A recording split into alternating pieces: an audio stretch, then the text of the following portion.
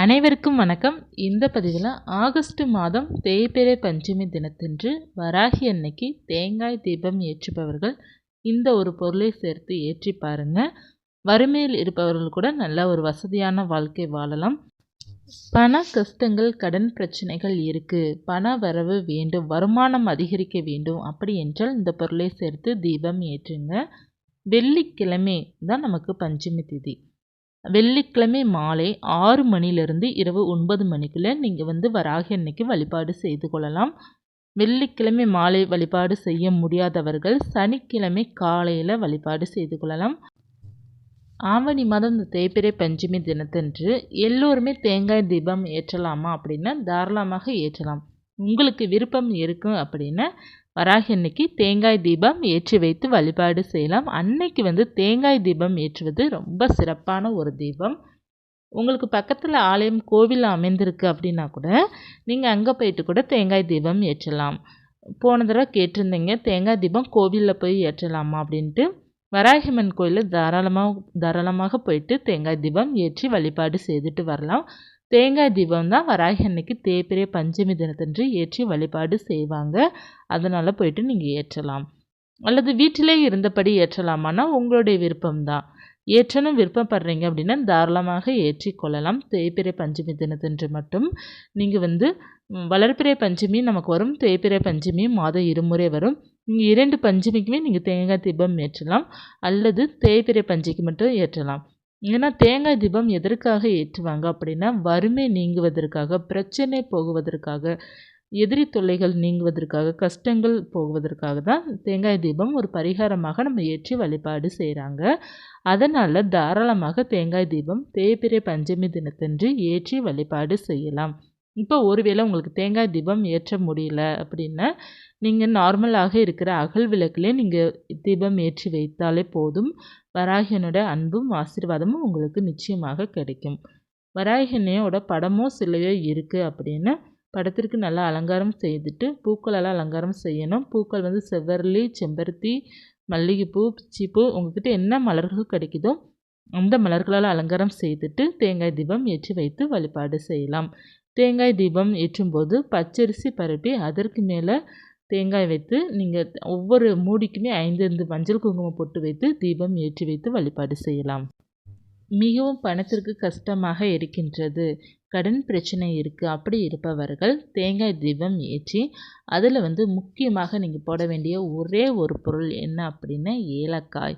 இந்த ஏலக்காய் பார்த்தீங்க அப்படின்னா லக்ஷ்மி கடாட்சத்தை கொடுக்கக்கூடியது, பண வரவை தரக்கூடியது. இந்த ஏலக்காயை நீங்கள் போடும்போது உங்களுக்கு சுக்கிரனும் பார்த்தீங்கன்னா ஆசீர்வாதம் கிடைக்கும், சுக்கிரனோட அருளும் உங்களுக்கு கிடைக்கும். 3 ஏலக்காய் எடுத்துக்கோங்க. ஒவ்வொரு மூடிலையும் 3 ஏலக்காய் போடுங்க. அதாவது 6 ஏலக்காய் எடுத்துக்கோங்க. எடுத்துட்டு நம்ம ஒரு தேங்காய் தீபம் ஏற்றும்போது 2 மூடியாக நமக்கு இருக்கும் பார்த்தீங்களா. ஒரே தேங்காயை 2ஆக கட் பண்ணிவிட்டு அதில் நெய்யோ அல்லது நல்லெண்ணெய்யோ அல்லது தேங்காய் எண்ணெய் கூட நீங்கள் ஊற்றி தீபம் ஏற்றி வைத்துட்டு ஒவ்வொரு மூடிலையும் 3 ஏலக்காய் போட வேண்டும். இப்படி போட்டு நீங்கள் தீபம் ஏற்றுவதனால் உங்களுக்கு பண கஷ்டம் தீரும், லக்ஷ்மி கடாட்சம் கிடைக்கும், சுக்கிரனுடைய சுகபோக வாழ்வு உங்களுக்கு அமையும். அதாவது சொகுசான வாழ்க்கை நீங்கள் நிச்சயமாக வாழ முடியும். தேங்காய் தீபம் நம் தொடர்ந்து தேய்பிறை பஞ்சமிக்கு ஏற்றி வைத்து வழிபாடு செய்வதனால் நமக்கு ஏகப்பட்ட நன்மைகள் இருக்குது. பிரச்சனைகள் தீரும், எதிரி தொல்லைகள் நீங்கும். இப்போ இந்த தேங்காய் தீபத்திலே பார்த்தீங்க அப்படின்னா சிவப்பு திரி போட்டு நீங்கள் தீபம் ஏற்றினீங்க அப்படின்னா எதிரி தொல்லைகள் உங்களுக்கு நீங்கும். தாமரை தண்டு திரி, பஞ்சு திரிலாம் போட்டு நீங்கள் தீபம் ஏற்றினீங்க அப்படின்னா செல்வம் பெருகும், குடும்பம் ஒற்றுமையாகும். அதனால் நீங்கள் சிவப்பு திரி எதிரி பிரச்சனைகளுக்காக நீங்கள் தீபம் ஏற்றுக்கிறீங்க, கடன் பிரச்சனைக்காக தீபம் ஏற்றுறீங்க அப்படின்னா நீங்கள் சிவப்பு திரி போட்டுக்கிட்டு நீங்கள் தீபம் ஏற்றலாம். சிவப்பு திரி இல்லாத பட்சத்தில் நீங்கள் நார்மலாக இருக்கிற பஞ்சு திரியிலேயே தீபம் ஏற்றினால் போதும். அல்லது தாமரை தண்டு திரி கிடைச்சது அப்படின்னா அந்த திரி போட்டுக்கிட்டு நீங்கள் தீபம் ஏற்றி வைத்து கொள்ளலாம். தேங்காய் எண்ணெய் அல்லது நல்லெண்ணெய் அல்லது நீங்கள் நெய் ஊற்றி தீபம் ஏற்றி வைத்து கொள்ளலாம். அந்த தேங்காய் நீங்கள் பயன்படுத்தலாம். அப்படி இல்லைன்னா ஓடும் தண்ணீரில் கூட போடலாம். அப்படி இல்லை மரத்துக்கடியிலையோ பசுமாடுக்கோ நீங்கள் தானமாக செய்து கொள்ளலாம். அப்புறம் பச்சரிசி நீங்கள் பறவைகளுக்கு தானம் செய்யலாம், அல்லது நீங்கள் கூட பயன்படுத்தி கொள்ளலாம். இது உங்களுடைய விருப்பம்தான். பசுமாடுக்கு தானம் பண்ணுவது மிகவும் சிறப்பான பலனை உங்களுக்கு கொடுக்கும். அந்த தேங்காய் வேஸ்ட் பண்ணாமல் எதற்காக யாருக்காவது உபயோகப்படுத்துகிற மாதிரி செய்துக்கோங்க. தேங்காய் தீபத்துக்குள்ளே போற்றிருக்கிற அந்த ஏலக்காய் எடுத்து நீங்கள் என்ன செய்யணும் அப்படின்னா, கால்படாத இடத்துல மண்ணுக்கடியில் கூட நீங்கள் போட்டுறணும். இல்லைன்னா மரத்துக்கடியில் கூட போட்டுருங்க, அல்லது பூஜை அறை குப்பையிலுடன் கூட சேர்த்து நீங்கள் போட்டுருங்க. ஏன்னா அது கால்படக்கூடாது. திரியும் மற்றும் இந்த ஏலக்காயும் நீங்கள் கால்படாத இடத்துல போட்டுருங்க. அதற்கப்புறம் பூக்கள், சுவாமிக்கு வைக்கிற ஒவ்வொரு பூக்களும் நீங்கள் செம்பருத்தி பூக்களால் நல்லா மாலையாக கட்டி சுவாமிக்கு பூக்கள் போடுங்க. ரொம்ப நல்லது. நல்ல ஒரு பணவசியம் ஏற்படுத்தும். அந்த செம்பருத்தி பூ காய்ந்த பிறகு அதையும் எடுத்து நீங்கள் கால்படாத இடத்துல தான் எல்லாமே நீங்கள் போடணும். இப்போ உங்களுக்கு பூஜை அறை குப்பைகள் அப்படிங்கிறது நம்ம வச்சுருப்போம். அதாவது ஒரு கவரில் போட்டோ நிறையா பூக்கள் போட்டு காய்ந்த பூக்கள்லாம் வச்சுருப்போம் பார்த்திங்களா. அதெல்லாம் பார்த்திங்கன்னா தண்ணீர்லேயோ அல்லது நீங்கள் எந்த இடத்துல கால்படாமல் இருக்குமோ அந்த இடத்துல நீங்கள் போட்டுடலாம். அப்படி போடும்போது அந்த பூக்கள் கொஞ்ச நாள் அது மக்கிடும்.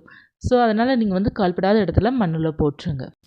சுவாமிக்கு போடுகின்ற பூக்கள்லாம் பார்த்திங்க அப்படின்னா, நம்ம வீட்டு பக்கத்தில் ஏதாவது ஒரு பெரிய மரம் இருக்குதுன்னு வச்சுக்கோங்கமே, அந்த மரத்தில் கூட நீங்கள் போட்டுடலாம் காய்ந்த பூக்களை. அது சீக்கிரமாக அந்த பூக்கள்லாம் இதாகிடும்.